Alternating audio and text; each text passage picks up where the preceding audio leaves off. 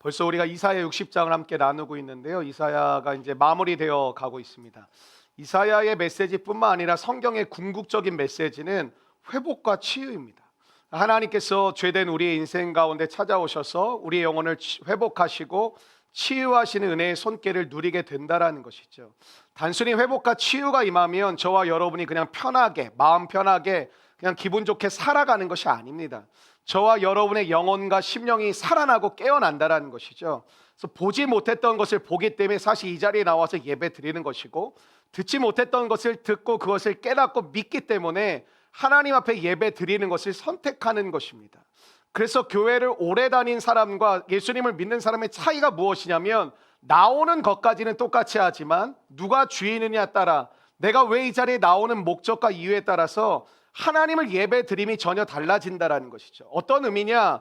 예배를 드림에도 불구하고 나 중심적으로 예배 드리시는 분들이 계시죠. 나는 박수 이렇게 치기 싫어. 나는 손을 높이 들고 주님을 찬양하기 싫어. 나는 통성으로 기도하기 싫어. 나는 그냥 이렇게 예배 드리는 게 좋아.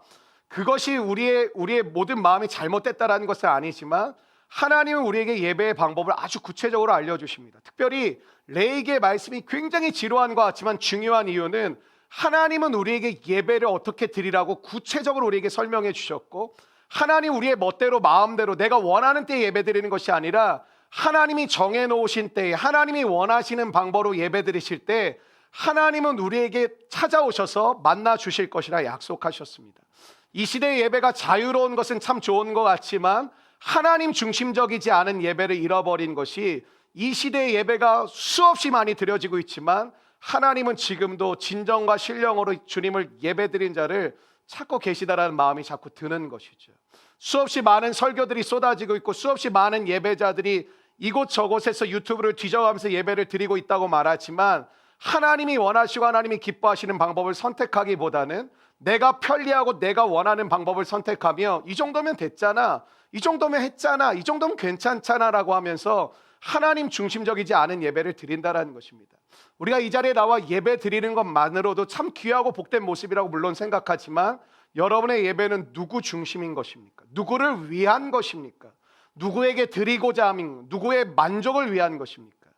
예배라는 것은 하나님을 위하여 드린다라는 아주 상식적인 상식을 우리가 가지고 있음에도 불구하고, 우리의 예배의 모습과 마음과 우리의 예배의 태도를 이렇게 살펴보고 뜯어본다면, 어쩌면 우리는 하나님 중심적이기보다는 나 중심적이고 나의 만족적이고 내 기쁨이 되는 예배를 선호하고 원하고 기뻐하고 있는지도 모르겠습니다. 참으로 두려운 이야기지만, 하나님은 가인과 아벨의 예배 중에 가인의 예배는 조금 받으셨다가 아니라 안 받으셨다라는, 난 너의 예배를 받지 않았다, 그리고 아벨의 예배는 나는 너의 예배를 받았다라는 것이죠. 저는 그 메시지가 상당히 중요한데, 하나님은 모호하게 대답하시는 경우가 별로 없다고 생각이 되어집니다. 하나님 분명하게 말씀하시기 때문에 사랑이라고 생각합니다. 우리는 분명하게 말하는 사람 별로 좋아하지 않습니다. 직설적이라고 얘기하고, 좀 돌려서 얘기해주고 좀 이렇게 부드럽게 얘기해주는 걸 원합니다. 그러나 때로는 부드럽고 돌려서 이야기하는 것이 헷갈릴 때가 되게 많습니다. 내가 잘하고 있다라는 건지 아니라고 하는 건지, 내가 좋다라는 건지 아니라고 하는 건지. 어느새부턴가 교회는 마케팅에 물들어가면서 사람이 기분 나쁘지 않는 언어를 습득하고, 사람에게 기분을 상하게 하지 않는 언어들을 즐겨 쓴다는 명목 아래 서로에게 상처를 주진 않지만, 어쩌면 깨닫지 못한 채 어둠 속에 우리는 헤매고 있을 때가 참으로 많은 것 같습니다. 저와 여러분의 심령에 오늘 분명하게 우리에게 말씀하시고, 하나님의 은혜로 은혜로 우리를 깨닫게 하신 주의 영광과 은혜가 충만하시기를 주의 이름으로 축원합니다. 오늘 1절 말씀이 이렇게 시작하죠. 일어나라, 빛을 발하라. 여기 어떤 모호함도 없습니다. 그리고 이 말씀은 명령형입니다. 일어나 주겠니? 너가 좀 마음이 괜찮다면 나를 위하여 한번 좀 일어나 주면 어떻겠니? 너가 상처가 좀 회복이 됐다면 이제 좀 빛을 발해보면 어떻겠니? 하나님은 그렇게 말씀하시지 않고, 너가 나를 믿는다면 일어나라, 그리고 빛을 발하라, 이렇게 명령하신다라는 것이죠.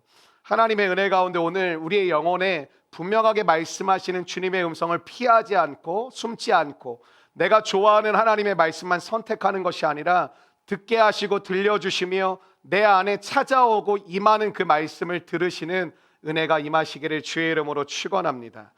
예수님이 하신 일이 두 가지가 있다고 계속 이제 우리가 한 53장 이후에 계속 반복을 하고 있는데, 예수님은 우리의 죄를 대속하셨다라는 것, 또 주님은 우리의 죄와 사망의 권세에서 우리를 구원해 주셨다라는 이 두 가지가 계속 강조되어지고 있고 반복되어지고 있습니다. 주님 우리를 대속하셨습니다. 주님 우리를 구원하셨습니다. 이 메시지를 반복해서 주고 계시다라는 것이죠. 근데 57장부터 59장까지는 어떤 내용이었냐면 그 예수님을 구원자로 오신 예수님을 거절하고 거부하는 사람들이 나오는데 두 가지 부류로 나왔죠. 한 부류는 대놓고 거부하고 거절하는 사람들입니다. 여러분과 저라고 볼 수는 없겠죠. 왜냐하면 거절하고 거부했다면 이 자리에 나올 수는 없었으니까요. 그러니까 아마 저와 여러분은 대놓고 거절하고 거부하는 사람은 아니지만 주님은 또 한 부류의 사람을 굉장히 경계하고 조심할 것을 말씀하시는데 어쩌면 우리처럼 예수님을 믿고 예수님을 따라간다고 하는 사람들에게 들려주시는 말씀과 같습니다. 겉으로는 주님을 따라가는 것처럼 그 누가 보아도 의심할 여지가 없는 모습을 가지고 있지만 그 안에는, 그 마음속에는 주님을 따르지 않는 거절과 거부감, 나 중심적인 삶을 살고 있는 사람들에게 주님은 이렇게 깨닫게 하시고 어쩌면 혼내신다고 볼 수도 있겠죠. 거절하고 거부하는 사람들을 보라는 것이죠. 이사야 60장부터는 저와 여러분이 굉장히 잘 아는 말씀인데 일어나라 빛을 발하라 이는 내 빛이 이르렀고 여호와의 영광이 내 위에 임하였습니다. 이렇게 시작하는데 이거 뭐 찬양도 있으니까 설교 찬양 오늘 그거거든요. 그래서 아마 여러분 찬양을 아시는 분들은 이 말씀의 구절을 익히 잘 알고 계실 거예요. 근데 오늘 이 60장부터는 더 본격적으로 어떤 얘기를 나누기 시작하시냐면 지난주에도 했거든요. 사실은 초대받았으니 이제 너희도 초대하는 삶을 살라라는 것입니다. 그러니까 너가 예수님의 구원자의 초대를 받아서 구원을 받고 대속의 은혜를 누리는 것처럼 이제 너가 이 땅 가운데 살아가는 목적이 있다면 너도 나처럼 초대하고 그게 뭐 전도하고 선교하고 살아라. 그게 너를 하나님 백성이 되었는데도 이 죄 많은 세상 가운데 놔두는 유일한 이유와 목적이라는 것이죠. 저와 여러분이 하나님의 자녀가 되었고 천국 들어가면 얼마나 좋겠으면 저는 미련 없습니다. 저 천국에 지금 데려가 주실 수 있다면 저 갔으면 좋겠습니다. 하나님께서 여전히 나를 이곳에 남겨두신 죄도 있고 고통도 있고 아픔도 있고 상처도 있고 여전히 답답함과 억울함과 힘듦과 오해가 있는 이 땅 가운데 살게 하신 하나님의 이유는 무엇이냐면 너가 나에게 초대를 받아 은혜를 누리는 것처럼 너도 나처럼 초대하며 살라라는 것입니다. 저와 여러분의 영혼 가운데 오늘 이 은혜가 회복되기를 주의 이름으로 축원합니다. 그러니까 오늘 한번 따라해 주실게요. 일어나라 빛을 발하라. 복음의 핵심이 여러 군데 사실 나오거든요. 뭐 사실 요한복음 3장 16절만 강조를 많이 해서 그렇지 뭐 요한복음 1장 12절도 그러겠죠. 영접하는 자 곧 그 이름을 믿는 자들에게는 하나님의 자녀가 되는 권세를 주셨다. 그러니까 우리가 자주 익히 듣고 배운 말씀을 알고 있어서 그렇지 사실 오늘 60장 1절부터 3절의 말씀은 복음의 핵심 중에 핵심이요 가장 중요한 내용을 담고 있는 내용이라고 사실은 볼 수 있습니다. 여러분이 복음에 대해서 알기를 원하신다면 요한복음 3장 16절이나 요한복음 1장 12절을 암송하시거나 묵상하실 필요도 물론 있지만 이 이사야 60장 1절부터 3절까지의 말씀을 깊이 묵상해 보신다면 복음이 무엇인지, 내가 복음으로 산다라는 건 무엇인지, 복음을 믿는다라는 것은 무엇인지, 복음을 따라서 나아간다라는 것은 무엇인지를, 또 복음의 유산을 자녀들에게 함께 물려준다라는 것은 어떤 것인지를 여러분이 깊이 누리시게 될 줄로 믿습니다. 이게 교육 중에 제일 좋은 교육은 보여주는 거거든요. 사실은 들려줌과 보여줌을 같이 할 수 있다면 제일 좋은 것이죠. 뭐 사실은 왜 우리가 잔소리라고 느낄 때가 있냐면 아빠도 안 하잖아, 엄마도 안 하잖아. 근데 왜 자꾸 나한테만 하라 그래? 그럴 때 사실 우리는 잔소리를 느끼는 거거든요. 그러니까 우리가 서로에게도 때론 잔소리처럼 느껴질 때가 왜 그렇습니까? 당신은 안 하면서 왜 나한테는 하라 그러냐? 그렇게 좋은 거면 당신부터 하든가. 그렇게 필요한 거면 당신도 그렇게 살든가. 왜 본인은 안 하고 나한테 그렇게 살라고 그러고 말하냐? 사실 우리는 그때 잘 안 들린다라는 거죠. 그리고 여러분이 직장 생활하면서 대부분 안 들리는 이유가 남을 먼저 보거든요. 너나 똑바로 하고 너나 잘하지 왜 나한테만 이렇게 요구하고 나보고 성실하라고 그래, 나보고 똑바로 너부터 늦지 말아라, 너부터 제대로 해라, 그럼 나도 하겠다. 사실 우리는 이런 마음들이 우리 가운데 있는 것이죠. 잘 안 들리는 거거든요. 그러니까 사실은 교육 중에 좋은 교육은 첫 번째는 들려주는 것이고 두 번째는 보여주는 것인데, 네, 우리 온유하고 시원이가 이번 주에도 온 것 같네요. 네. 근데 이게 여러분은 어떻게 생각하세요? 오늘 예배가 끝나고 제가 온유에게 찾아가가지고 온유야 오늘 말씀을 듣고 무엇을 깨달았니? 이거 묻지 않습니다. 근데 여러분에겐 제가 물을 수 있죠. 근데 제가 시원이에게 가서 시원아 앉아봐봐. 오늘 복음에 대해서 들었지? 복음이 뭐니? 이렇게 묻지 않아요. 근데 이 아이들이 와서 무슨 변화가 일어날까요? 부모조차도 사실 모릅니다. 사실은 목회자지만 여러분의 변화를 사실 어떤 드러나는 모습이나 내용을 보고 느낄 때가 많지, 사실 여러분 안에 오늘 이 시간 성령님은 여러분의 내면에 만져가고 계시는데 무엇을 바꿔가고 여러분에게 어떤 생각을 주고 계시고 여러분의 마음을 돌이키게 하는지 사실 저도 잘 알진 못합니다. 그러나 이 아이들이 저 뒤에서 저 키즈룸에서 이 앞을 보면서 그냥 뭐 절 아니까, 젤리 주는 목사를 한 걸 절 아니까, 그리고 아까 여러분이 일어날 때 시온이가 뒤에서 이렇게 쳐다보더라고요. 근데 이러한 장면들이 사실은 아이들에게 굉장히 좋은 교육이 된다라는 것이죠. 사실은 좋은 방법은 우리 두 집사님이 집에서 온라인으로 예배도 잘 드리시는 걸로 제가 알고 있는데, 금요일날 온라인으로 예배 드리면 뭔가 좀 더 수월하고 또 뭐 다른 사람한테 피해 안 주는 것 같아서 마음이 편하실지도 모르겠지만, 아이들이 이 자리에 와가지고 이 모습을 본다라는 것 자체가 저는 굉장히 큰 의미가 있다고 생각이 되어집니다. 제가 여러 번 말씀드리지만 잘 기억은 안 나요. 제가 한 7살, 8살 때 같은데 그냥 어딜 가는지도 모르고 되게 더웠거든요. 더운 날씨에 엄마 손에 이끌려서 나중에 크고 보니까 거기가 여의도 광장이었다라면 이제 깨달았던 거지. 뭐 그때는 거기가 뭐 여의도인지 뭐 어딘지 알지도 못하고 그냥 뭐 과자 사주고 갑자기 평소에 안 하던 초콜릿 사주고 이래가지고 내가 이상하다 싶었는데, 그 손에 한 손에 들고 따라오라 그래 내가 따라갔죠. 그때 나 이제 유괴범도 따라가겠다 내가 그런 생각이 들었어요. 평상시에 진짜 과자, 음료수, 전 음료수를 중독적으로 마셨거든요. 내 중학교 때 내 자의적으로 처음 마시면서 이렇게 맛있는 걸 나를 안 사줬다는 걸 그때 처음 느끼고 무지하게 마셔댔어요. 근데 그때까지 사실은 집에서 라면도 잘 안 먹고 음료수도 잘 안 주시고 과자도 소풍 갈 때나 이렇게 사주고 어린이날이나 사주고 이렇게 집에서 빵도 해 먹고 사실 노동착취 당했어요. 어린아이들을 막 제 동생이랑 막 그 계란 거품 내라고 막 그걸 시키고 그걸 게임처럼 나 속았지. 그거 속아가지고 막 1시간 막 30분 동안 돌리고 막 잘했다고 막 이거 집에서 막 케이크 만들어 먹고, 생각해 보면 그때 케이크도 안 사줬던 거예요. 케이크 맛있는 거 많았는데 집에서 막 빵 해 먹고, 하여튼간 집에서 이렇게 막 거의 다 해 먹었던 것 같아요. 뭐 이렇게 밖에서 외식도 우리 집에 가는 갈비집이 딱 있었어요. 아직도 기억나. 화곡동에 수원갈비집이라고, 아버지 월급날이었던 것 같아요. 한 달에 한 2번 정도 갔던 것 같아요. 한 번 내지 2번을 외식하면 무조건 그 집 가는 거. 되게 좋아했었거든요. 거기 가서 이제 갈비 먹으면 되게 좋고. 근데 어렸을 때니까 자주 먹었으면 좋겠는데 몰랐는데 지금 생각해 보니까 그때가 월급날이지 않았을까 이런 생각이 드는 거죠. 월급을 적게 받으셨는지 자주 안 사주더라고요. 한 달에 한두 번 절제해가지고 딱 어느 날 이렇게 데리고 와서 먹었고, 또 생일날 또 뭐 이렇게 저희 가정 되게 독특했거든요. 부모님 결혼기념일도 사실 결혼하기 전까지 다 챙겼었어요.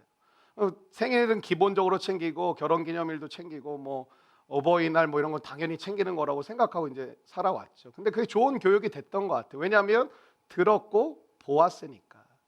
그러니까 알지 못하니까 못 사는 사람들이 되게 많거든요. 가정의 교육이라는 게 별거 아닌 것 같지만 가정은 인간이 살아가는 첫 번째 사회거든요. 그러니까 무엇을 듣느냐, 무엇을 보느냐, 가정이 돈이 많냐 이건 별로 사실 중요하지 않고, 무엇을 들려주느냐, 무엇을 보여주냐 이게 되게 중요한데, 그때 여의도 광장의 그 모습이 진짜 신기하게도 지금 제가 40대 초반인데 아직도 그 모습이 생생하게 기억나고요. 사실은 저는 너무 신기할 정도로 그때 그 무대 강단이 아직도 생각이 나요. 그때 그 돗자리도 별로 없었어 가지고요. 그러니까 어머니가 이렇게 신문지 깔아가지고 둘이 이제 앉고, 나는 뭐 신나가지고 뭐 초콜릿 먹고 막 과자 먹고 그런데 뭐 사람들이 다 울고, 뭐 우리 엄마도 막 계속 우시고 막 사람들이 막 주여 주여 했던 것 같아 지금 생각해 보면. 근데 그 시간이 절대 짧지 않았습니다. 한 5시간 정도 있었던 것 같아 지금 생각해 보면. 근데 그렇게 보았던 것이 저의 삶 가운데는 제가 방황했던 기간도 있었지만 방황을 마치고 주님께 돌아올 수 있는데 굉장히 큰 역할을 했던 것 중에 하나이지 않았을까, 그런 생각을 지금도 가지고 있습니다. 그러니까 저는 목회를 하면서 제가 가지고 있는 몇 가지 목회 철학이 있는데, 그것 중에 하나는 뭐냐면 장을 자꾸 만들어 드리는 거예요. 그러니까 교회가 점점 편하게 하잖아요. 성도도 편하고 목사도 편하고, 그러니까 예배를 자꾸 없애는 거예요.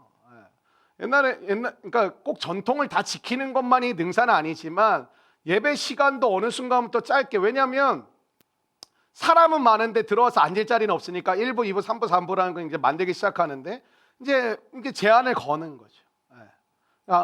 제가 이번 주에 여러분에게 굉장히 고맙지 않았습니까? 왜 그러냐면 한 기관에서 그 설문조사를 했는데 설교 시간이 몇 분 정도가 적합하다고 생각하십니까? 그리고 성도들한테 이제 설문을 했는데 가장 적합한 시간이 30분에서 40분이더라고요.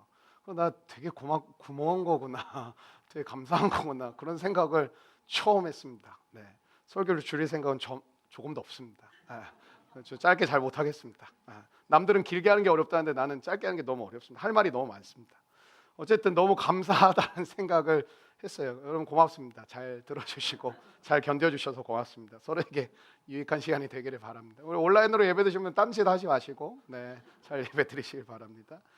그러니까 1절부터 3절까지는 어떤 거냐면 복음의 세 가지 단계에 대해서 이야기를 해주는 거예요. 그러니까 사실 이제 복음이 뭔지 이제 세 가지 단계에서 얘기되는데, 특별히 두 가지를 강조하고 한 가지는 이게 뭐 알아도 되고 몰라도 된다고 생각하고, 근데 그게 1절부터 3절까지의 내용이고, 4절부터 오늘 9절까지 읽었지만 사실은 22절까지의 내용은 뭐냐면 1절부터 3절까지 복음의 핵심의 내용을 부연 설명해 주는 거예요. 이런 거잖아요. 여러분이 어떤 내용을 이렇게 설명을 들으면 이해도 되지만 그것에 맞는 어떤 예화나 어떤 설명을 계속 이렇게 들으면 이렇게 여러분 이해가 잘 되시는 거잖아요. 그러니까 저는 이렇게 설교가 강의는 아니지만 우리 교회도 강의하신 분들도 계시는데, 강의의 핵심이 전 두 가지라고 생각해요. 설교의 핵심은 두 가지인데 뭐냐면 첫 번째는 핵심을 잘 찝는 거예요. 그러니까 사람들이 이해할 수 있고 잘 알아들을 수 있도록 핵심을 잘 찝는 거, 그게 저는 강의와 설교의 핵심이라고 생각하고, 또 하나는 그 핵심을 잘 이해할 수 있도록, 특별히 저는 어떤 생각을 갖고 있냐면 이 시대의 언어로 성도들이 이 메시지를 잘 이해하고 풀어갈 수 있도록 전 이렇게 예화를 많이 드는 편은 아니지만 그 핵심을 부연 설명을 잘 해줘서 이렇게 남도록 만드는 거, 저는 여러분이 설교를 다 기억할 거라고 전혀 의심치 않고 믿지 않습니다. 그러니까 목사가 살아가겠죠. 근데 물론 이제 똑같은 설교를 거의 한 적은 거의 없는 것 같아요. 또 적으시는 분들이 계시거든요. 적는 사람이 없으면 똑같은 거 해도 되는데 적으시는 분들이 계셔가지고. 근데 그래서 제가 이제 핵심이 뭐냐면 여러분에게 한 단어나 한 문장을 남기려고 되게 애를 씁니다. 그러니까 여러분이 설교를 다 기억하면 여러분이 목사하셔야죠. 근데 그럴 수가 없으니까 여러분이 이게 오늘 예배를 마치고 난 다음에 사실 다 날아가 버리거든요. 날아가는데 그래도 잡을 게 뭐냐면 어떤 단어, 오늘 내게 주신 어떤 문장, 어떤 구절, 저는 그거를 남기기 위해서 사실은 굉장히 그 시간을 굉장히 애를 쓰고 여러분에게 그걸 남기려고 알아달라는 거예요 지금. 그걸 되게 하고 있는데 전혀 공감이 안 되시는 것 같은데, 오늘 첫 번째 메시지 한번 따라해 주시겠어요? 일어나라, 일어나라. 1절 말씀 다시 한번 읽겠습니다. 1절 말씀입니다. 시작. 일어나라, 빛을 발하라, 이는 내 빛이 이르렀고. 아멘. 1절 말씀이 일어나라 이렇게 시작하죠. 일어난다라는 건 이게 앉았다가 일어나라 이런 의미가 아니라는 건 물론 여러분이 아실 거라고 생각을 하는데, 여기서 나오는 일어나라는 것은 구원의 의미입니다. 일어나라가 구원을 받는다, 또 여러분 회복이 된다, 또 여러분의 삶 가운데 새로운 생명을 받았다, 그래서 죽었던 자가 일어난다, 이건 살아났다라는 것이죠. 또 일어난다는 건 회복의 의미를 가지고 있고, 여러분이 무너졌던 여러분의 인생이 일어난다라는 것은 구원함을 받았다, 오늘 일어나라는 그런 의미를 가지고 있는 일어나라는 것이죠. 한번 옆 사람에게 인사하실까? 일어나십시오. 일어나라고 우리에게 명령하시는 것은 이유가 있겠죠. 하나님이 일어나라 이렇게 얘기하시잖아요. 오늘 1절 말씀이니까 설명이 없어요 사실은. 갑자기 하나님 우리 가운데 이렇게 얘기하시고 너 일어나라 얘기하시는, 일어나라. 그럼 어떤 전제가 있기 때문에 주님은 일어나라는 말을 나에게 하시는 걸까? 왜 밑도 끝도 없이 설명도 없이 그냥 일어나라, 빛을 발하라 이렇게 말씀하실 수 있는 것일까? 왜냐하면 여호와의 빛이 임하였기 때문에 일어나라는 것이고, 여호와의 영광이 저와 여러분에게 임하였기 때문에 주님은 일어나라고 말씀하시는 거예요. 그러니까 여러분의 의지를 가지고 일어나라, 한번 다시 마음을 잘 붙잡고 일어나라, 다시 한번 너가 결단하고 일어나라가 아니라 여호와의 빛이 이미 너에게 임하였기 때문에 일어날 수 있는 것이고, 여호와의 영광이 너에게 임하였기 때문에 일어나라는 거예요. 그러니까 하나님이 말씀하실 땐 이유가 있거든요. 여러분에게 일어나라고 말씀하신다면 어떤 이해를 가지시면 되냐면, 하나님의 빛이 내게 임하였구나, 하나님의 영광이 내게 임하였구나, 이렇게 받아들이시면 된다라는 것이죠. 그래서 진짜 중요한 게 뭐냐면, 예배에서 핵심 중에 핵심은 뭐냐면 임재예요. 하나님의 임재. 하나님이 이곳에 임하시는 실존이 있어야 된다라는 것이죠. 한번 따라할게요. 임재. 그러니까 임재라는 건 하나님이 현재 내게 임하신 사건이 되는 것이죠. 그러니까 예배 핵심 중에 핵심은 뭐 여러분 뭐 많은 분들이 뭐 찬양이 어떠냐, 설교가 어떠냐, 기도가 어떠냐, 분위기가 어떠냐, 물론 이것도 중요한데 그것보다 훨씬 중요한 건 뭔지 아세요? 하나님의 임재가 있느냐 없느냐. 그러니까 많은 교회들이 분위기 좋은 예배를 만들고, 우리 교회도 노력합니다, 솔직히. 뭐 조명도 신경 쓰고 영상도 신경 쓰고 여러 가지 뭐 환경도 나름대로 신경을 쓰고 되게 신경을 많이 쓰거든요. 근데 여러분, 환경이 아무리 좋다고 해서 하나님의 임재가 이제 그렇지 않습니다. 환경이 거지 같다고 해서 하나님 임하시지 않냐? 그렇지 않습니다. 예수님 마구간에 태어나셨거든요. 물론 집 안에 있는 마구간에 그 당시 이 거지 형태를 여러분 좀 이해를 하셔야 되는데, 주님의 임재가 있느냐 없느냐가 중요한 것이죠. 여러분의 가정에 주님의 임재가 있기를 축원합니다. 여러분이 하나님과 동행한다는 게 왜 이렇게 중요한지 아세요? 하나님의 임재가 여러분에게 있는 거잖아요. 하나님의 임재가 있는 사람이 집에 들어가, 그럼 그 가정은 하나님의 임재가 있는 가정이 돼버리는 거예요. 하나님의 임재가 있는 사람이 이 교회에 모여, 그럼 이 교회는 하나님의 임재가 있는 교회가 되는 거예요. 세상의 빛과 소금을 자꾸 뭐 착한 일하고 오래 참고 이거 말고, 행동적인 거 말고 여러분의 존재적인 거, 여러분이 하나님의 영광이 임한 사람이고 하나님의 임재가 여러분에게 부딪힌 사람이라면 여러분이 직장에 가면 여러분의 직장은 변할 수밖에 없는 것이지, 내가 뭐를 자꾸 노력을 해야만 바뀐다면 여러분 어떻게 합니까? 솔직히 직장에 가는 것도 힘들어 죽겠고, 가서 막 부딪히고 사람들과 관계가 있고 막 일이 쏟아지고 여러 가지 생각지 못했던 막 프로젝트가 있고 막 이러면 여러분의 마음이 힘드시잖아요. 또 어려움도 생기고 역경도 생기니까. 근데 그러니까 여러분 자꾸 못하는 거죠. 시간이 없다라는 거예요. 내가 이 상태에서 누군가를 케어를 하고 누군가를 이해를 해주고 누군가의 양보를 한다는 게 너무너무 어렵게 느껴지는 거잖아요. 행동적 빛을 얘기하고 행동적 소금을 얘기하는 게 아니에요. 존재적 빛과 존재적 소금이 되었기 때문에 너의 삶 가운데 나오는 것들이 빛이요, 나오는 것들이 짠맛이 된다라는 거예요. 그런 은혜를 저와 여러분이 누리시기를 축원합니다. 여러분, 임재라는 게 왜 이렇게 중요할까요? 생각해 보세요. 이스라엘 백성들이 누렸던 기쁨, 영광, 축복, 능력, 그 모든 것들을 한번 다 생각해 보세요. 여러분, 그 모든 것들이 그들의 노력으로 얻었습니까? 그들의 노력으로 얻은 게 하나도 없어요. 그래서 우린 뭐라 그러죠? 은혜라고 얘기하는 거예요. 우리가 이번 4월 달에 제가 여러분에게 도전을 한번 드렸었는데, 하나님의 은혜를 좀 구했으면 좋겠다. 3월 달이었네? 3월 달이었던 것 같네. 3월 달에 우리가 은혜를 좀 구하면 좋겠다. 하나님의 은혜가 임했으면 좋겠다. 여러분, 우리가 하나님의 은혜로 산다라는 걸 생각해 보십시오. 이스라엘 백성들을 샘플로 놓고 보면 그들이 받았던 축복과 영광과 기쁨과 모든 것들은 그들의 노력으로 얻은 게 없어요. 출애굽을 지들이 노력해서 나왔나, 홍해를 지들이 노력해서 갈랐나, 전쟁을 노력해서 이겼나, 만나 매출하기를 자기의 능력으로 그걸 만들어낸 건가? 아무것도 없어요. 그러니까 여러분이 이 세상 가운데 살아갈 때 물질주의에 여러분이 찌들어버리면 어떻게 되는지 아세요? 여러분이 만든다고 생각하니까 기도할 시간이 없는 거예요. 여러분이 만들어낸다고 생각하니까 하나님이 저 구석에 처박혀 계신 거예요. 내 결정이 중요한 거예요. 사람이 좀 상식도 있어야죠. 생각도 좀 하면 살아야죠. 맞는 얘기죠. 그러나 주님이 먼저가 되어야 되겠죠. 근데 왜 그러냐? 내가 뭔가를 만들어내는 세상이거든요. 그래서 중요한 게 돈과 환경과 조건이에요. 왜? 그게 좋아야 뭘 많이 만들어낼 수 있으니까. 그러니까 우리가 그거에 빨려 들어간 이유가 뭐냐면, 하나님이 일하시고 하나님이 역사하신다는 걸 받아들이지 않고 나도 하나님을 통해서 내가 만든다고 생각하니까 이런 거예요. 성실한 사람인데 믿음 없는 사람이 있어요. 되게 착하고 성실한데 믿음은 하나도 없을 때가 있어요. 왜? 그 착함과 성실함으로 주님 앞에 부드럽고 겸손한 마음으로 나가는 게 아니라 그 마음 가지고 자기의 인생과 자기 가정과 자기 삶을 자기가 책임지는 거예요. 옆에서 보면 대단한 것처럼 보이죠. 와, 대단하다. 와, 진짜 성실하다.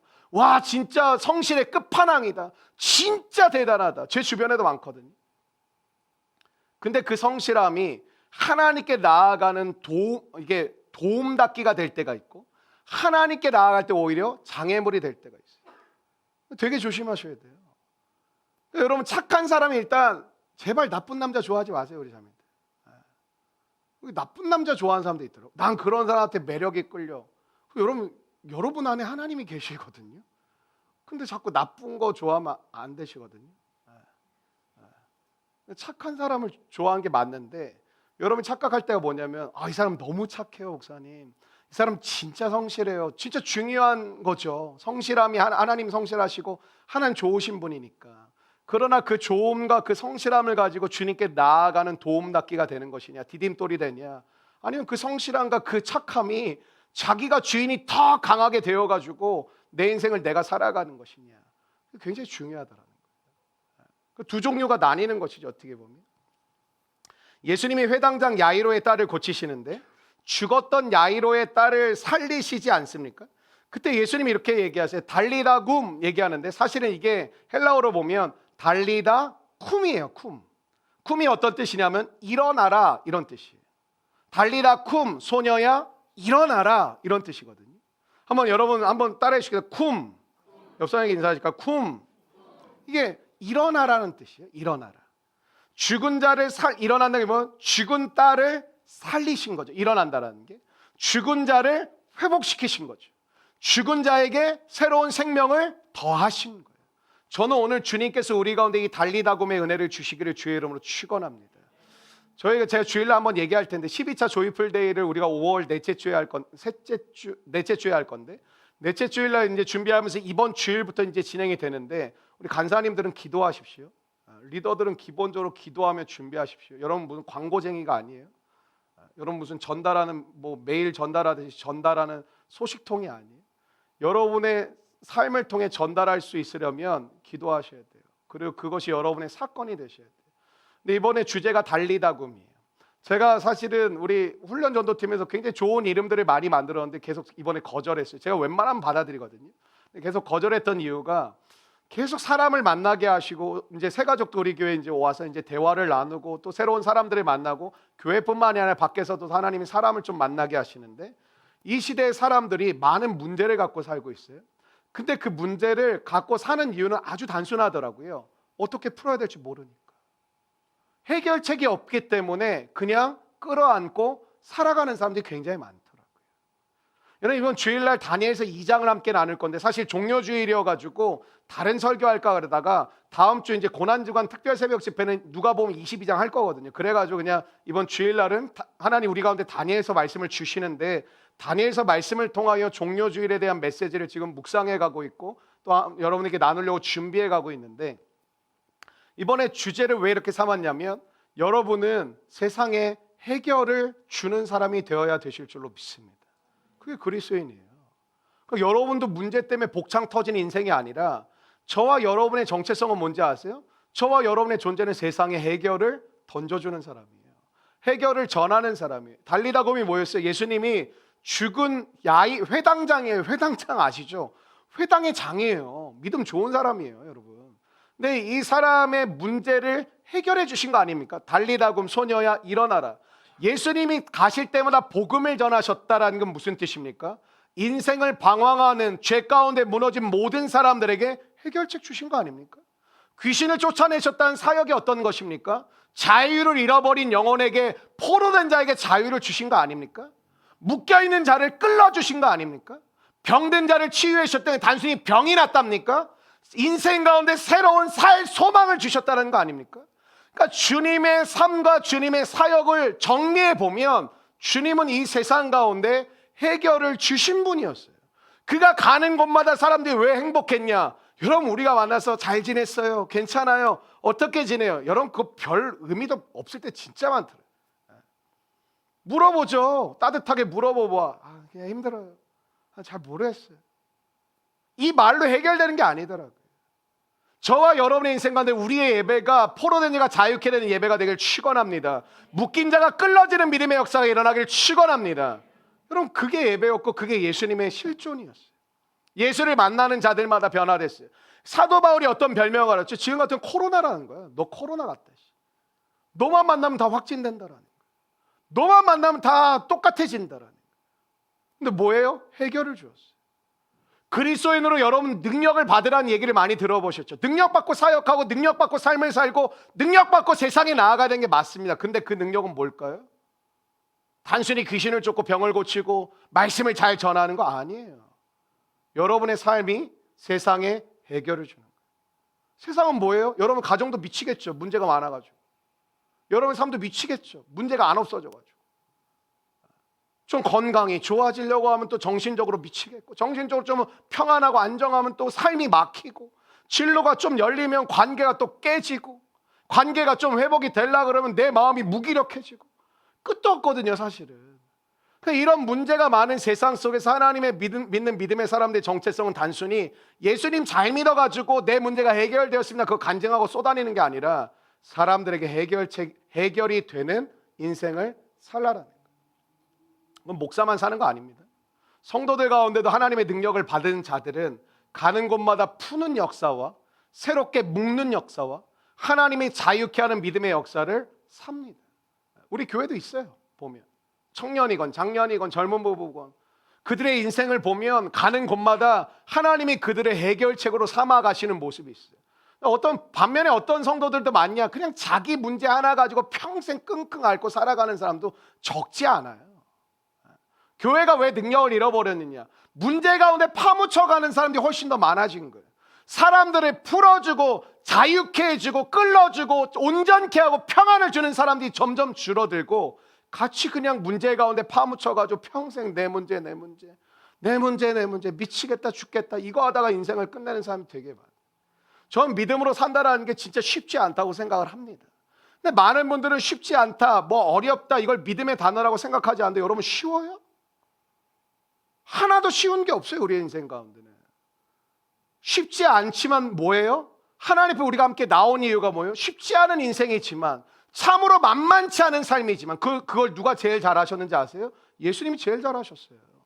너희들의 인생이 만만치 않음을 나는 알고 있다. 너희들의 인생이 정말 결코 쉽지 않음을 내가 알고 있다. 왜? 주님은 가장 큰 고통과 아픔을 당하신 분이니까.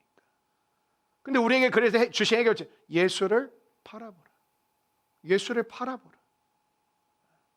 여러분이 예수를 바라보고 계시다면 여러분의 문제는 더 이상 문제 아닙니다. 여러분의 아픔은 아픔으로 결론 지어지지 않을 것입니다.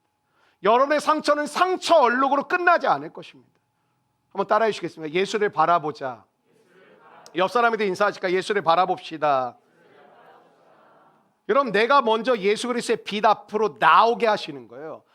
여호와의 빛이 너에게 이르렀고 여호와의 영광이 내 위에 임하였으니, 이게 뭐예요? 하나님의 빛과 하나님의 영광이 너에게 임하였다, 부딪혔다, 너에게 주어졌다, 너가 받았다라는 것이죠. 먼저 우리가 해야 될 건 뭐냐면 빛을 바라는 게 아니에요. 우리는 먼저 그 빛을 받아서 일어나는 거예요. 여러분, 그런 말 많이 들으시죠. 우린 발광체가 아닙니다. 스스로 빛을 낼 수 있는 능력이 전혀 없어요. 우린 반사체일 뿐이죠. 하나님의 빛이 내게 임하고 내가 그 빛으로 일어남을 경험하면 그 은혜를 가지고 그 은혜를 증거하고 그 복음을 나타낼 때 하나님의 빛은 그때 비추어져 가는 거예요. 전도하시기를 바라고 선교하시기를 바랍니다. 그건 선택이 아니라 우리의 삶 가운데 주신 유일한 목적이요, 이유요. 그것을 통하여 여러분의 삶을 통해 이 세상을 회복해 하고 여러분의 가정을 온전케 하며 교회를 교회답게, 여러분 신자를 신자답게, 목사를 목사답게 빚어가는 줄로 믿습니다. 성경을 보면 구원을 빛으로 표현한 곳이 되게 많이 나오잖아요. 그러니까 주님은 굉장히 섬세하신 분인 것 같아요. 이렇게 딱딱하게 학적으로 얘기하시는 게 아니라, 지식적으로만 얘기하시는 게 아니라 사람들이 누구나 이해할 수 있도록 이렇게 사물을 가지고 어떤 표현을 잘해 가시는 분인 것 같아요. 주님은 약간 문학소년 같아요. 근데 제가 전혀 안 그랬거든요. 저는 무조건 도시가 좋고 막 이렇게 자연을 볼 때 뭐 그랜드 캐년 정도 안 보면 와 소리도 잘 안 나오고 그랬는데, 제가 죄송합니다 작년도 앞에 이 나이를 먹는 것 같아요. 벚꽃이 왜 이렇게 아름다워? 환장하겠어요 진짜 요즘에. 나 꽃을 보고 안 그랬거든요. 전혀 안 그랬거든요. 그냥 왜 저래 사람들, 뭐 이렇게 저기 사실 왜 이렇게 찍어 막 이러는데, 나 요즘에 너무 힘들어요. 네. 여기 가깝잖아요. 안양천이 아시죠? 성진거. 성지란 게 좀 이상하지만 안양천 엄청 예쁘게 피잖아요. 뭐 사실 여의도 갈 필요도 없어요. 여기는 안양천 진짜 예쁘게 피거든요.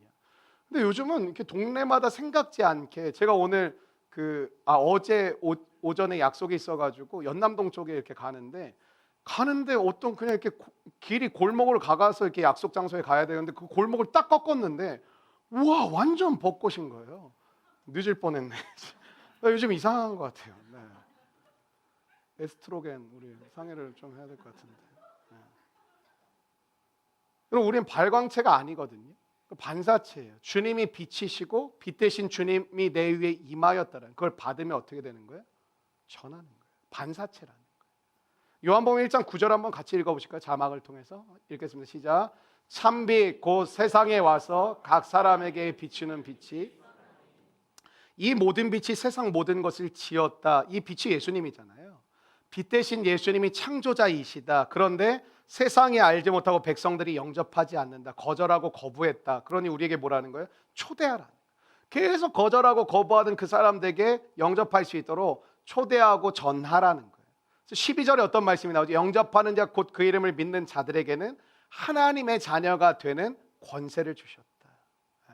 참빛이 비추어지는데 다른 조건이 아니라 뭐예요? 받아들이면, 믿으면 그 빛이 너에게 임하게 되는데, 임할 뿐만 아니라 영접한 자에게는 어떤 은혜가 임한다고? 영접하는 자 곧 그 이름을 믿는 자들에게는 하나님의 자녀가 되는 권세를 주신다. 이게 14절로 넘어가면 이렇게 이야기하고 있어요. 말씀이 육신이에요. 우리 가운데 거하시며 우리가 그의 영광을 보니 아버지의 독생자의 영광이요 은혜가 진리가 충만하더라. 우리가 주님의 자녀가 되었다는 건 뭐냐면 주님의 영광을 보는데, 그 영광은, 영광 중에 뜻이 하나가 뭐였죠? 아름다움, 매혹적인 이런 뜻이 있었죠. 아름다움을 보며 사는 거예요. 여러분, 사실은 하나님이 어디 계실까요? 사실 우리 일상 가운데 하나님은 여러 곳에 계십니다. 아름다운 것을 여러분이 발견하고 계시다면 하나님은 그곳에 사실 계십니다. 누구와 만나서 기쁨을 누리고 있다면 하나님이 그 사람을 통해서 함께하고 계신 것입니다. 제가 요즘 벚꽃을 보고 기쁨을 누리고 아름다움을 느낀다면 주님이 그곳에 내 마음의 시선을 두셔서 하나님의 아름다움을 나타내시는 거죠. 왜? 주님이 창조하셨으니까. 여러분, 영광, 이 아름다움이 여러분의 삶 가운데 회복되기를 축복합니다. 영광을 잃어버린 세대라는 게 뭐죠? 분노, 폭발, 그리고 못 참음, 무절제. 이 모든 사회 현상들은 뭘까요? 아름다움을 잃어버림, 영광을 잃어버렸다는, 하나님의 영광을 잃어버렸다는 게 여러분은 그렇게 크게 안 와닿으시죠? 하나님의 영광을 잃어버린 자들의 특징이 뭔지 아세요? 폭력이 찾아와요. 아름다움을 잃어버렸기 때문에. 그리고 아름다움을 대체할 만한 것들을 찾아서 목말라 합니다. 하나님을 잃어버린 자는 그 아름다움을 찾기 위해 끊임없이 애를 쓰고 노력합니다. 근데 결코 채워지지 않죠. 만족이 안 되니까. 그럼 오늘 두 번째 메시지 한번 따라해 주세요. 빛을 발하라. 여러분, 세상을 하나님이 이렇게 표현하세요. 하나의 전제가 있죠. 명제가 뭐냐면 세상은 어둠이고 캄캄함이다라는 거예요. 세상은 어둡다, 세상은 어둠이다, 세상은 캄캄함이다, 이렇게 얘기하시는데, 그래서 저와 여러분을 뭐로 부르셨어요? 세상의 빛으로 부르셨어요. 그러니까 노력해서 빛이 되라가 아니라 be light. 너는 내 자녀가 되었다면 너는 세상의 빛이 된 것이다, 이렇게 얘기하시는 거죠. 그러니까 그 세상에 대한 이해를 갖기 위해서 하나님 우리 가운데 주신 좋은 샘플이 하나 있는데, 그게 뭐냐면 여러분의 마음이라는 것이 세상이에요. 뭐 세상에 대한 이해를 다르게 가질 필요가 없어요. 온갖 마음, 온갖 생각, 온갖 이 안에서 벌어지는 사건과 마음과 행동들, 뭔가 중독들, 이 마음속에, 우리 마음 가운데 다 있잖아요. 세상을 축소한 판이 뭐냐면 죄인된 인간의 마음이에요. 우리의 마음을 들여다보면 세상이 어떠한지는 사실은 금방 드러나게 되어져 있습니다. 그러니까 그 어떤 것보다 예수님이 내 안에 임하시는 것이 그래서 중요한 것이죠. 왜? 어지럽혀진 이 마음, 어디로 튈지 모르는 이 마음, 죄악으로 물들어버린 이 마음, 악하고 더러운 것을 쫓는 이 마음, 참지 못하는 이 마음, 분노하는 이 마음, 이 마음을 하나님의 임재가 있을 때 질서를 회복하게 된다는 거죠. 2절 말씀 한번 같이 읽어보실까요? 2절 말씀입니다. 시작. 보라, 어둠이 땅을 덮을 것이며 캄캄함이 만민을 가리려니와 내 위에 나타나는. 이사야 59장 9절 우리 함께 나누긴 했었는데 한번 이런 말씀에, 그러므로 정의가 우리에게서 멀고 공의가 우리에게 미치지 못한즉 우리가 빛을 바라나 어둠뿐이요 밝은 것을 바라나 캄캄한 가운데 행함으로. 여러분 한번 생각해 보세요. 여러분 빛을 바라시죠? 근데 우리가 언제 허탈하죠? 어둠뿐인 거예요. 우리는 정의를 원하고 밝은 것을 바라요. 근데 내 영혼을 들여다보면 캄캄한 것밖에 없을 때가 없음을 느낄 때가 있다라는 것이죠. 여러분, 빛이 있어야 정의가 회복되고 빛이 있어야 공의가 회복되는 것인데, 빛을 잃어버린 내 영혼과 우리의 삶은 어떨까? 우리 가정은 공의와 정의가 없는 거예요. 이사야서에 정의와 공의라는 단어가 되게 많이 나오거든요. 여러분 생각해 보세요. 정의와 공의는 같은 단어일까요? 같은 단어는 똑같이 안 쓰겠죠. 정의와 공의는 좀 내용이 달라요. 한번 정리를 해드리고 오늘 말씀을 좀 마무리해 가고 싶은데, 정의라는 것이 제일 비슷한 말을 한번 찾아보면 옳은 일이라는 게 맞는 것 같아요. 옳은 일. 정의라는 영어 단어가 righteousness니까 옳은 일, 그게 정의라고 볼 수 있죠. 뭐 너무 뻔한 얘기지만 뭐 이게 예전에 몇 년 전에 이제 정의란 무엇인가 책도 나오면서 이 시대는 사실은 정의에 굉장히 목말라 있어요. 사람들이 분노하는 이유가 뭐죠? 옳지 않다라는 거예요.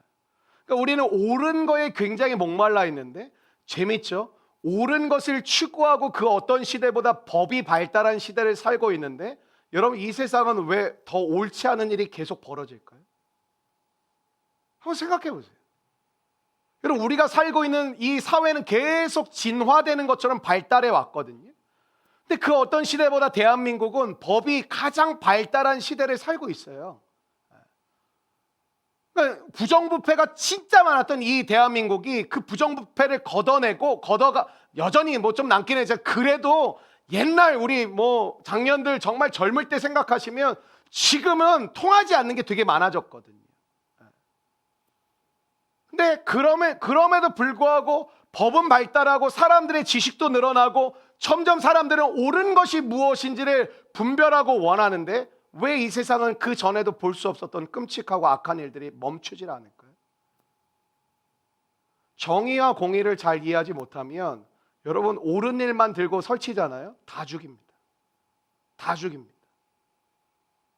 공의라는 것과 가장 유사한 단어가 뭘까 생각하면 한번 따라해 주시겠어요? 잘한 일. 정의와 공의라는 단어가 하나님은 함께 사용하실 때가 되게 많거든요. 그냥 정의를 얘기하실 때도 있고 물론 공의만 얘기하실 때도 있지만 정의와 공의를 얘기하실 때가 되게 많아요. 아모스서에 특별히 정의를 하수같이 뭐 공의를 뭐 강같이 이런 표현이 대표적인 구절이겠죠. 그럼 주님은 왜 정의라는 단어와 공의라는 단어를 함께 사용하실까?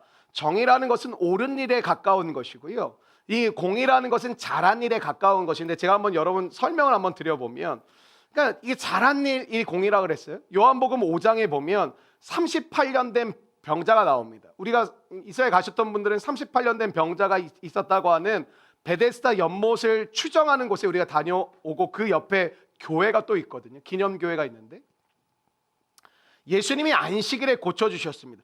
예수님이 38년 동안 고통을 받은 사람을 고쳐주셨다라는 것, 그 잘한 일 아닙니까? 잘한 일 맞죠? 예수님이 38년 동안 수없이 고통과 아픔과 상처 가운데 살던 그 병자를 고쳐주셨어요. 그건 옳은 일이기도 하시지만 예수님이 굉장히 잘하신 일이기도 하셨죠. 근데 그 모습을 보면서 바리새인과 종교인들은 예수님을 굉장히 질책합니다. 왜냐? 왜 안식일을 고쳤냐라는 거예요. 나은 사람을 보면서 함께 기뻐하고 공감하지 않고 왜 안식일에 고쳤냐라는 거예요. 안식일은 일하지 말라 그랬는데 하나님께서 왜 너는 일했냐라는 거예요. 여기서 충돌하거든요. 옳은 일이라는 것과 잘한 일이라는 게 충돌이 되잖아요. 여러분들 때론 그럴 때가 있잖아요. 여러분 왜 이게 고민하세요? 이게 옳은 것 같긴 한데 내 삶에서는 지금 이거를 이렇게 해야 되는 게 좀 맞지 않을까? 근데 그럼 내가 타협하는 걸까? 그럼 타협하는 건 뭐고 타협이 아닌 건 뭘까? 이게 우리가 헷갈릴 때가 좀 있거든요. 신호등을 제일 잘 지키는 나라 중에 대표적인 나라가 독일이래요. 저도 독일을 한번 갔다 온 적이 있는데 뭐 다 건너던데 빨간불에. 뭐 잘 모르겠어요. 뭐 하여튼 통계가 그렇게 나왔던 적이 있어요. 신호등을 잘 지키는데, 신호를 잘 지킨다라는 건 기준을 잘 지키는 거잖아요. 빨간불에 건너지 말고, 사실 미국은 빨간불에도 이렇게 차가 안 다니면 건너는 게 문화거든요, 사실은. 근데 이렇게 빨간불에 건너지 않고 파란불에 건넌다, 빨간불에 멈춘다, 이거 우리가 유치원 때 배운 아주 옳은 일이죠. 그게 기준이 되어야만 사고도 나지 않고 좋은 거겠죠. 근데 신호를 어기면 안 되는 거죠, 사실은. 근데 앰뷸런스 개념을 한번 들여다볼까? 그게 공이거든요. 앰뷸런스가 사고가 발생했어요. 근데 그때 앰뷸런스가 이 막 촌각을 막 초를 다투는 그 환자를 태우고 병원으로 이송을 하는데 신호를 계속 지키네, 운전자가. 왜 안 갑니까? 빨간불. 왜 안 갑니까? 여기 안 돼. 불법 유턴 500m 가서 유턴해야 돼. 그 사람을 죽이겠죠 우리가. 신호를 무시하고 빨리 가더라도 우리는 뭐라 그래요? 잘했다 그러겠죠. 잘했다 그러겠죠. 여러분, 이 두 가지의 밸런스는 인간이 맞출 수가 없어요. 이게 정의와 공의를 이게 조화되기가 되게 어려운 개념이거든요. 정의와 공의를 내 마음대로 하면 타협할 가능성이 되게 높아요.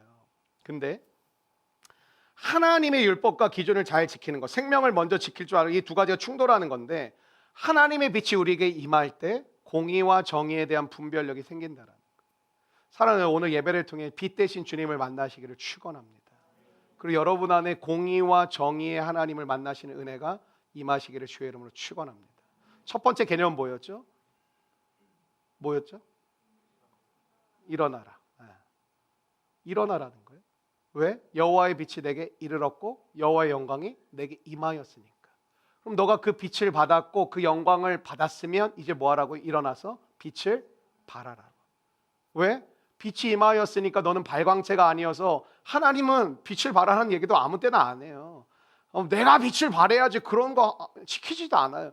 하나님의 영광을 경험한 자를 통해, 하나님의 빛이 임한 자녀를 통해 하나님은 뭐라 그래요? 일어나 빛을 발하라는 거예요. 반사하라는 거예요. 너에게 주신 은혜를 나누라는 거예요. 너가 경험한 복음을 증거하라는 거예요. 이사야 55장 11절 한번 읽겠습니다. 이사야 55장 11절 시작. 내 입에서 나가는 말도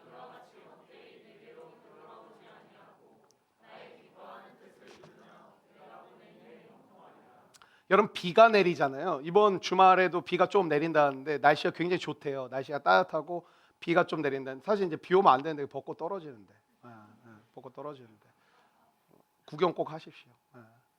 그 우리 또 양평동 사는 사람들 뭐 거기 좋더라고. 양평동 거기 넘어가게 다리도 이렇게 해놨더라고.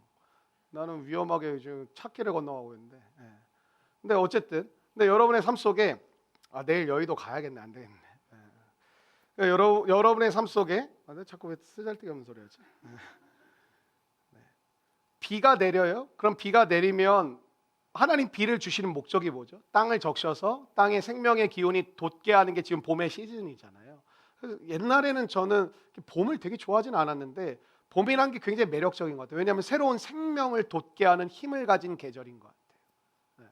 그래서 봄나물 먹는 거 되게 좋대요. 그래서 왜냐하면 그 응축된 생명의 기운을 가지고 있기 때문에, 그 뭐 냉이 같은 거 뭐 있잖아요. 봄나물들 뭐 그 뭐죠 이렇게 뭐 쑥 같은 거. 돈나물 그거 누가 얘기했어요? 굉장히 뭐 상품을 하나 줘야겠네. 지금 돈나물이 생각이 안 나가지고 제가 그거 좋아하거든. 돈나물. 그게 이제 봄의 기운을 갖고 있다 그래서 이게 봄에 그런 채소를 먹는 게 굉장히 좋다고 하더라고요.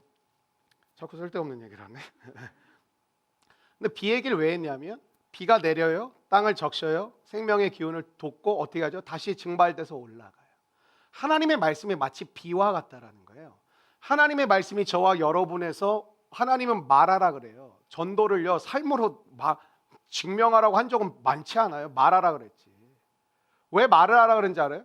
너가 증명하려면 너 언제 전도할래? 하나님 답답하실 수도 있어 어쩌면.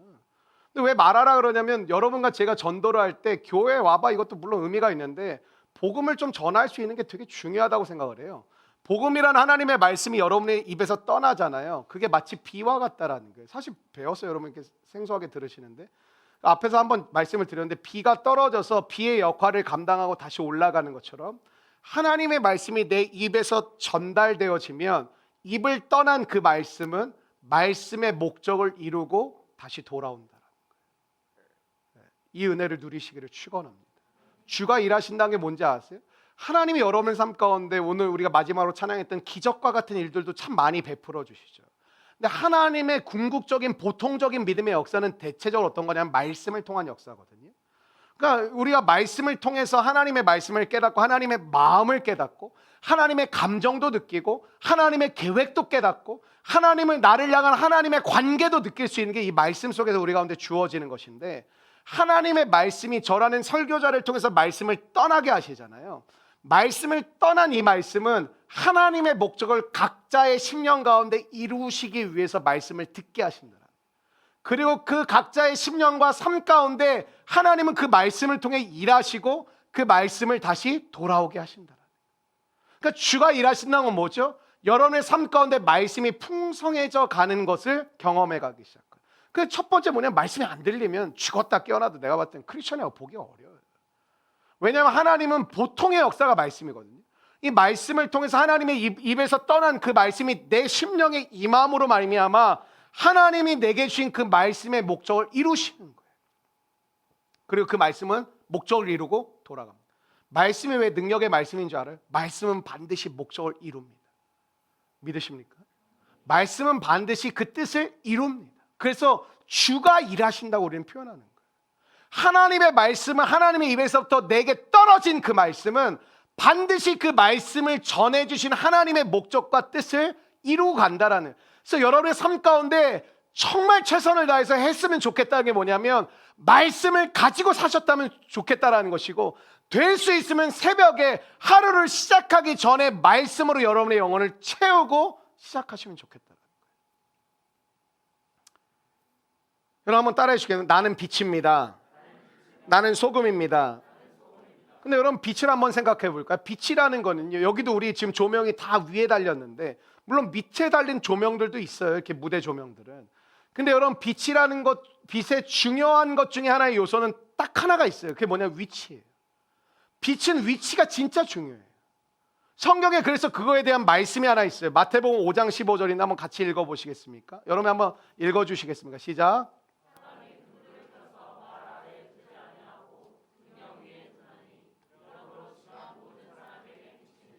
여러분 등불을 켜서 말 아래 바닥에 두지 않는다라는 거예요.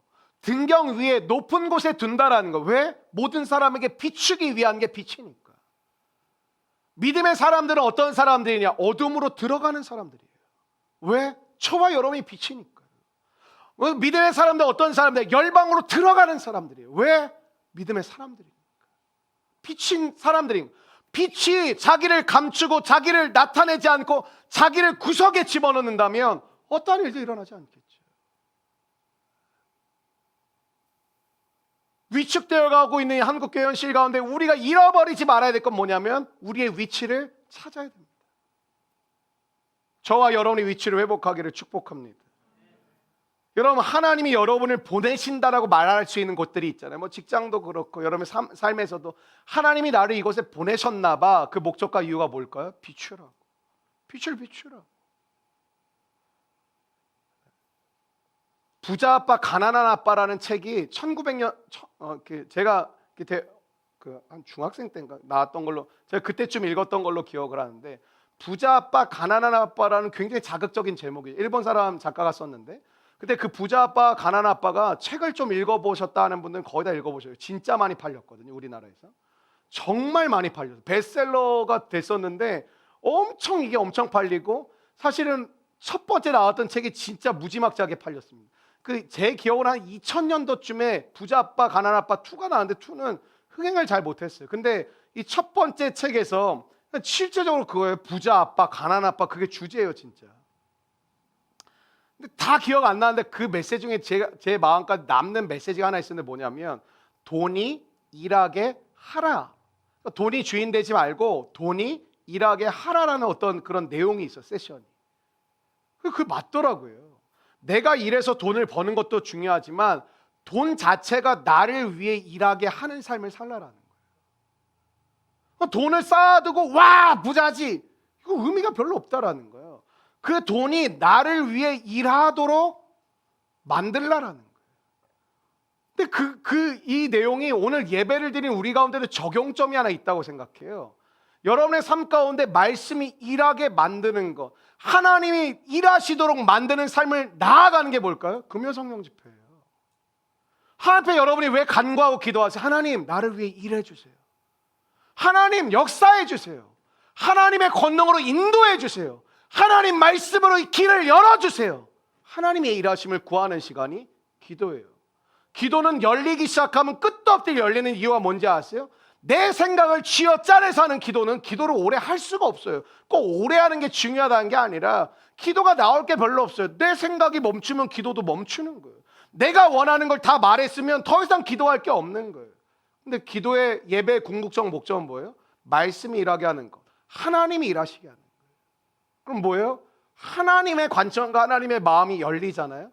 끝도 없는 마음이 내 가운데 파도를 치는 거예요. 그래서 그 내 마음 안에 들어온 마음을 고백하는 게 그게 소위 말하는 성령 충만한 기도. 하나님이 시키시는 기도. 하나님의 기도의 문이 열렸다, 하늘이 열렸다고 하는 그런 체험을 했다는 게 뭐냐면 내 생각을 쥐어짜내서 하는 기도는 하다가 이러고 있는 거예요. 나 기도 다 했는데, 나 뭘 더 기도해야 될지 잘 모르겠는데, 그런 거 되게 많이 경험하셨죠. 근데 하나님의 관점으로 하나님이 내 삶을 통해 일하시는 하나님, 내 삶을 통해 일하시는 그 말씀, 그걸 가지고 하나님 앞에 나아갈 때 기도의 제목과 기도의 이 내용은 전혀 달라지는 거예요. 기도의 승부를 건다라는 건 여러분이 작정하고 금식하면서 하나님 이거 들어주십시오, 그거 기도의 승부 거는 거 아니에요. 하나님, 저를 향한 주님의 마음을 깨닫고, 저를 향한 주님의 은혜를 깨닫고, 저를 향한 주님의 계획을 깨닫고 제 입으로 하나님의 그 마음을 고백하는 그 기도를 드리게 하여 주시옵소서. 그게 기도의 승부예요. 여태까지 우리는 기도의 승부를 뭐라고 그래요? 내가 원하는 것을 금식하고 작정하고 날짜를 정해놓고 기도를 해서 그 응답을 받으면 믿음 좋은 사람, 역시 하나님 응답하신다. 물론 하나님은 우리의 간청하고 간구하고 우리의 소원을 들어주시는 좋으신 하나님이 맞습니다. 그러나 기도가 깊어진다는 건 뭘까요? 하나님이 일하시도록 요청하고 간구하고 하나님의 뜻이 이 연약하고 부족한 인생을 통하여 나타나고 드러나고 완성되어지도록 고백하는 것, 그게 놀라운 기도의 역사고 놀라운 기도의 은혜고 그것이 기도를 하게 하신 하나님의 목적인 줄로 믿습니다. 그래서 말씀은요, 자꾸 퍼뜨려야 돼요. 말씀은 계속 여러분의 입술로 고백이 나와야 돼요. 입을 벌리셔야 돼요. 속으로 생각하는 거 중요하죠, 묵상할 때는. 그러나 여러분에게 주신 말씀과 은혜들을 입으로 자꾸 시인하고 고백하셔야 돼요. 여러분에게 그런 은혜가 오늘 임하기를 바랍니다. 마음속으로만 생각하는 게 아니에요. 하나님이 여러분에게 마음에 주신 감동과 은혜와 말씀들을 여러분의 입을 벌려서 고백하고 선포하고 선언하는 거예요. 여러분, 누가복음 19장 이야기하고 오늘 말씀 마치고 싶은데, 누가복음 19장에 보면 문화 비유가 나오거든요. 이게 달란트 비유랑 되게 비슷한데 조금 달라요. 달란트는 5개, 2개, 1개를 주잖아요. 근데 문화 비유는 10명의 종에게 똑같이 한 문화를 줍니다. 문화는 달란트보다는 조금 단위가 낮은 화폐고 돈입니다. 근데 거기 보면 한 귀중한 사람이 종들에게 자기의 이 돈을 맡기고 이제 왕위를 받으러 갔다 온다. 그게 예수님이에요. 이 땅에 낮고 천한 모습으로 오셨던 예수님께서 이 땅에 있는 우리 모두에게 사명과 달란트와 능력을 주시고 주님이 다시 왕으로 돌아오시겠다는 약속을 주셨다. 그게 주인이거든요. 그래서 한 문화를 받은 10명의 종들이 한 사람은 하나를 받아서 10개를 남깁니다. 한 사람은 5개를 남깁니다. 한 사람은 똑같아, 한 달란트랑. 그 달란트는 땅에 묻지만 이 사람은 또 수건에 싸가지고 한 곳에 이렇게 집어넣습니다. 근데 누가복음 19장 20절에 이렇게 얘기해요. 또 한 사람이 와서 이르되 주인이여 보소서, 당신의 한 문화가 여기 있나이다. 내가 수건으로 싸두었었나이다. 여러분, 뱅크라는 은행이라는 단어가 여러분 성경에서 나오는 거 아세요? 여러분, 이게 디아스포라 유대인 남자들은 1년에 3번 예루살렘 성전에 와서 예배를 드렸어야 됐잖아요. 대표적인 날이 6월절이잖아요. 근데 지금처럼 헌금 내는 게 아니라 그들은 양과 소를 끌고 왔어야 됐어요, 제물을.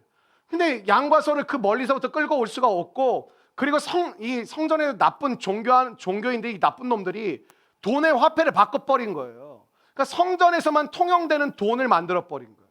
그러니까 와서 뭘 해야 되는, 환전을 해야 되는데 그때 처음으로 환치기가 된 거예요. 이게 환율의 이익을 얻기 시작하는 거예요.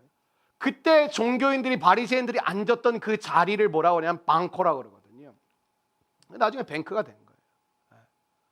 유식하라고 한번 여러분 설명해 드린 거예요. 근데 무슨 말이냐면 돈의 논리는 성경에 되게 많이 나와요. 근데 수건에 싸둔 종을 왜 주인은 뭐라고 얘기를 하냐면 돈이 일을 하지 못하도록 왜 수건에 싸두었냐. 여러분, 달란트와 문화는요, 돈으로 비유할 수도 있지만 저와 여러분 우리의 자신을 비유할 수도 있어요. 너는 왜 가만히 있냐라는 거예요. 너는 왜 네 인생을 땅속에 묻은 것처럼 살고 있냐라는 거예요.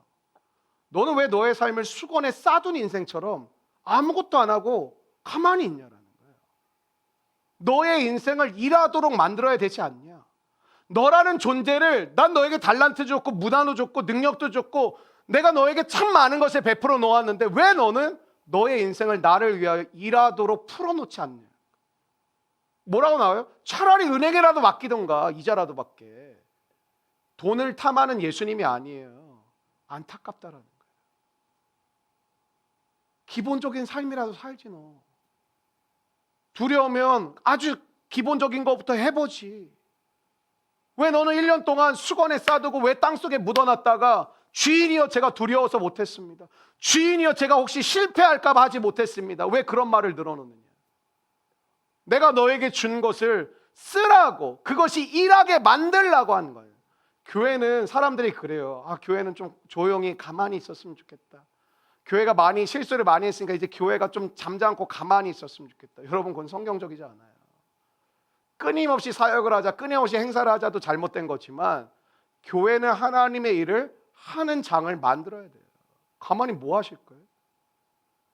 여러분, 어떤 달란트이신 것 같아요? 여러분의 달란트는 부지런히 일을 하고 또 다른 역사를 일으켜내는 돈이란 개념이라고 생각하네요. 여러분 자꾸 세속적으로 생각하는데 여러분의 인생은 또 다른 생명을 만들어내고 또 다른 역사를 일으키고 또 다른 믿음의 은혜를 나타내고 또 다른 일들을 나타내는 여러분 자신이세요?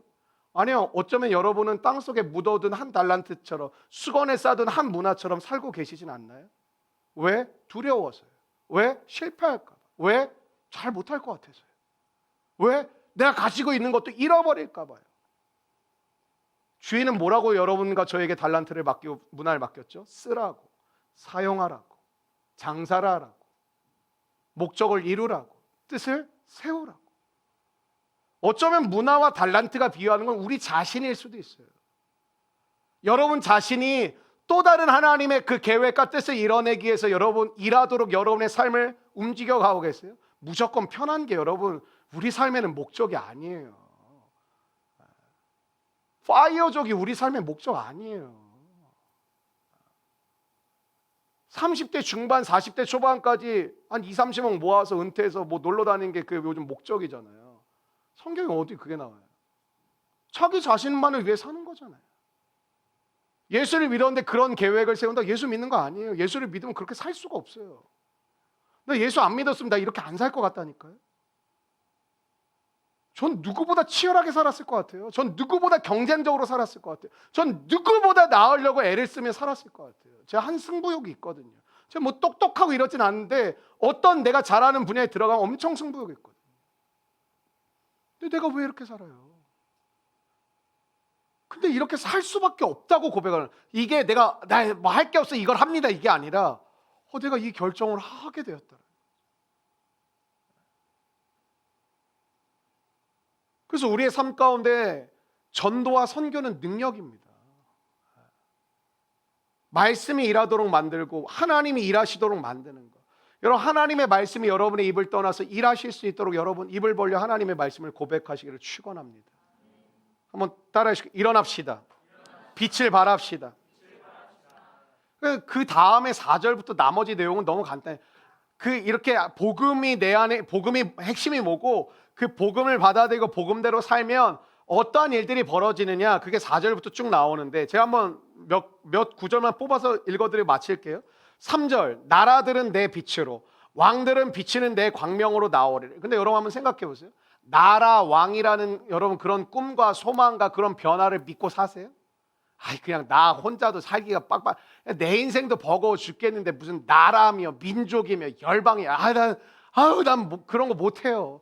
나도 내 인생 하나를 내가 못 살아가지고 맨날 넘어지고 허덕허덕 거리는데 내가 무슨 열방이고 내가 무슨 나라고 내가 무슨 이 세대고 청년들이고 장년들이고 젊은 부부들이고 다음 세대고 내가 그런 거 어떻게 합니까?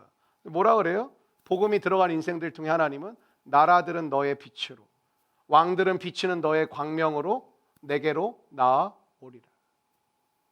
여러분, 우리 공동체를 통하여 예루살렘과 온유대와 사마리아 땅끝까지 나아가며 그들이 우리에게 나아오는 믿음의 역사를 보게 되기를 주의 이름으로 축원합니다. 5절 말씀 보시면 그때 내가 보고 기쁨 빛을 내며 내 마음이 놀라고 또 화창하리니 이는 바다의 부가, 이거 좋은 말씀이죠. 바다의 부가 내게로 돌아오며 이방 나라들의 재물이 내게로 옵니다. 여러분, 성경을 보면 구약 시대 때는 특별히 이방 나라가 이스라엘에게 들어온다는 건 다 부정적이었어요. 쳐들어온다, 빼앗으러 온다, 침략하러 온다, 다 이런 뜻이었거든요. 근데 여긴 뭐라 그래요? 이방 나라들이 너에게 바치러 온다, 너에게 굴복하러 온다, 내가 너에게 붙여주러 온다. 말도 안 되는 일이 벌어지는 거죠. 여러분, 이걸 생각하고 계획한다고 되겠습니까? 안 돼요. 여러분, 구원받고 일어나서 빛을 발하면 나타나는 현상이 하나 있는데 밝아진다라는 거예요. 제가 얘기했잖아요.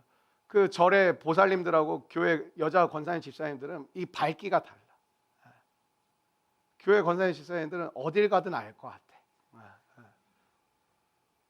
여러분, 밝게 웃는 모습. 우리가 이제 계속 지금 마스크 쓰고 계시니까 우리가 이제 사진 찍을 때도 이번 주에도 저도 이렇게 신방 갔다 같이 사진 찍는데 사실 마스크를 쓰고 있어서 안 웃어도 되는데 그게 습관적으로 웃고 있더라고요. 근데 여러분, 우리가 밝은 미소가 지금 드러나지 않지만 한 2주 후면은 실외에서는 마스크를 벗는 날이, 그날이 곧 지금 도적같이 다가오고 있습니다. 준비하셔야 됩니다. 마스크 쓸 때가 훨씬 편했어요. 사실은 따지고 보면 눈만 예쁘면 되니까. 그날이 오고 있습니다. 여러분, 마스크 벗을 날. 4절 말씀, 내 눈을 들어 사방을 보라. 무리가 다 모여 내게로 오느니라. 내 아들들은 먼 곳에서 오겠고 내 딸들은 안기어 올 것이라. 시편 81편 10편에 이런 말씀이 있어요. 좋아하시는 말씀일 것 같아요. 저 되게 많이 들었던 말씀이에요. 이 기도를 많이 하라고. 내 입을 크게 열라, 이런 말씀이 있어요. 내 입을 크게 열라. 여러분의 입을 크게 열기를 축원합니다. 능력에 맞는 일을 구하지 말고 일에 맞는 능력을 구하시기를 축원합니다. 하나님이 여러분에게 주신 사명에 맞는 기도를 드리시기를 주의 이름으로 축원합니다. 여러분, 하나님이 하실 일이라는 거는요, 이런 거 아니에요? 내가 못하기 때문에 구하는 거 아니에요? 내가 못할 일이 하나님이 하실 일이에요. 기도만큼 위대한 능력이 없는 이유가 뭔지 아세요? 내가 못할 일을 구하잖아요. 근데 여러분, 기도 안 하면 여러분이 할 수 있는 것만 하시잖아요. 될 것만 하시잖아요. 가능할 것만 하시잖아요. 예수 믿으면 왜 부담스러운지 아세요? 내가 못할 것 같은데 자꾸 시켜. 하나님 자꾸 나에게 부담스럽게 만들어. 나 이런 거 안 해봤는데 자꾸 시키고, 나 이거 안 가봤는데 자꾸 가자 그러고, 막 그런 거 자꾸 하나님이 요구하시거든요. 왜 그럴까요? 하나님이 하실 일이에요. 여러분, 교회는요, 사람이 할 수 있는 일을 하기 위해 모인 것이 아니라 하나님이 하실 일을 위해 모인 곳인 줄로 믿습니다. 특별히 우리 교회 같은 경우에 금요 성령 집회가 기도하는 시간이 그래도 있는 시간인데, 이 기도한다는 건 뭐겠어요? 우리가 할 수 있는 일을 응답해 주십시오, 이거 하려고 오는 게 아니라, 하나님, 내 삶을 통해 하나님이 하실 일을 내가 구하고 돌아가게 하여 주시옵소서. 하나님이 우리 공동체를 통하여 하실 일들을 깨닫고 보고 듣고 하나님 그것을 구하고 나아가게 하여 주옵소서. 오늘 우리 홍담비 간사 생일인데 혼자 그런 기도를 했어요. 하나님이 하실 일을 오늘 생일 선물로 주십시오. 내가 그걸로 이렇게 하진 않았어요. 내가 선물 보냈어요. 내가 사실 이제 오늘 예배니까 이렇게 얘기해 주는데, 누가 우리 공동체 리더들은 내가 생일인 걸 알려주니까, 우리 단톡방에서 알려주니까 이제 기도하는 거죠. 하나님, 이 오늘 누가 생일인데 하나님께서 만져주십시오. 하나님께서 이러한 은혜를 베풀어 주십시오. 기도했어. 그러니까 하나님이 13절에 이렇게, 우리가 밟는 땅이 모두 주의 땅이 될 것이다. 여러분의 정체성이 흔들리는 이유가 뭘까요? 여러분이 서 있는 그 땅이 하나님의 땅인지 세상인지 내 욕심인지 분간이 안 되는 거죠. 여러분이 밟는 땅이 주의 땅이 되시기를 바랍니다. 우리가 꼭 기억하고 오늘 기도하길 원하는 말씀이 22절이거든요. 22절 같이 읽고 오늘 말씀 마치겠습니다. 22절인데요. 한번 여러분 성경 있으시니까 같이 함께 큰 목소리로 읽겠습니다. 시작. 그 작은 자가 1000명을 이루겠고 그 약한 자가 강국을 이룰 것이다. 때가 되면 나 여호와가, 아멘. 전 목회자니까 이 말씀을 좀 경험하고 있는 것 같아요. 무슨 뜻이냐면 작은 자가 천명을 이룬다, 또 약한 자가 강국을 이룬다라는 이 말씀을 성도들의 삶을 통해 느낄 때가 있는 것 같아요. 진짜 이 한 사람이 우리 공동체 안에서도 그렇지만 참 하나님 보시기에 흐뭇하겠다, 하나님 참 좋아하시겠다라고 목회를 하니까, 여러분 목회를 하니까 이렇게 바라볼 때 그렇게 느껴지는 사람들이 있어요. 하나님 진짜 되게 좋아하시겠다, 기뻐하시겠다. 물론 모두를 사랑하시지만 정말 이 한 사람이 자기 안에 갇혀서 내 인생 내 문제로 사는 게 아니라 정말 하나님이 하실 일을 믿고 간구하고 기도하고 순종하고 따라가는 삶을 볼 때 진짜 하나님의 이 말씀이 어떠한 말씀인지를 저는 제 인생에서도 경험해야 되겠지만 여러분의 삶을 통해서도 참 간접 경험할 수 있는 은혜를 주셔서 저에게는 그게 참 복이라고 생각을 합니다. 여러분, 작은 자가 천명을 이룰 거예요. 일당 천, 이걸 얘기하는 게 맞긴 맞는데요, 한 명이 천명을 이긴다 이런 개념보다는요, 한 명이 천명을 섬긴다, 한 명이 천명을 먹인다, 한 명이 천명을 사랑한다. 우린 자꾸 이기는 개념으로만 많이 들어왔던 것 같아요. 근데 예수님의 삶을 보면 이긴다라는 개념도 물론 있지만 우리가 주시는 개념은 그런 것 같아요. 이 이사야 말씀의 60장 복음의 핵심의 마지막 구절이잖아요. 마지막 복음을 살아간 예수님의 모습을 보면 예수님 한 분이 수만 명을 먹이는 사건이 오병이었잖아요. 예수님 한 분이 한 마을을 새롭게 하신 것이 예수님의 사역이었잖아요. 예수님 한 분이 예루살렘을 진동시키고 온 유대와 사마리아 원수처럼, 유대인과 원수처럼 지냈던 그들까지도 품어주시는 놀라운 믿음의 역사를 나타내셨어요. 작은 자가 한 명이 천명을 이루고 작은 자가 강국을 이룬다라는 것은 우리가 강해진다라는 의미가 맞아요. 근데 그 강함은 세상에서 말하는 강함이 아니라 우리 한 명이 천명을 살린다, 우리 한 명이 천명을 먹인다. 사업하시는 분들 그런 꿈을 가지고 직장 생활하고 세상 가운데 돈 벌면서 살아가시는 그런 꿈을 하나님, 나 한 명이 천명을 먹이는 사람이 되게 하여 주옵소서. 우리 기업이 주님 오병이어의 기업이 되게 하여 주시옵소서. 그런 꿈을 가진 기업, 그런 꿈을 가진 사람들을 통해서 하나님의 회복과 치유가 일어나지 않겠습니까? 여러분, 인간의 의식주는 진짜 중요합니다. 하나님이 먹이시고 입히시는데 하나님은 그 일을 또 어떻게 하기로 결정하셨느냐? 우리 믿는 자들의 나눔과 섬김을 통하여 그 일을 하기로 결정하셨어요. 그래서 우리는 선교를 하고 있는 중에 있는 것이고 구제사역을 하고 있는 중에 있는 것입니다. 왜? 하나님의 나타내심을 대리하는 것이죠. 하나님이 여러분을 먹이시라고 우리를 보냈습니다. 하나님이 여러분을 살리라고 우리를 이 먼 곳까지 보내셨습니다. 하나님이 이 지역을 새롭게 하라고 이 지역에 하나님이 우리를 심어 놓으셨습니다. 그게 이 22절의 말씀이라고 생각합니다. 그 작은 자가 천명을 이루겠고 그 약한 자가 강국을 이룰 것이라. 때가 되면 나 여호와가 속히 이르리. 이게 무슨 말이에요?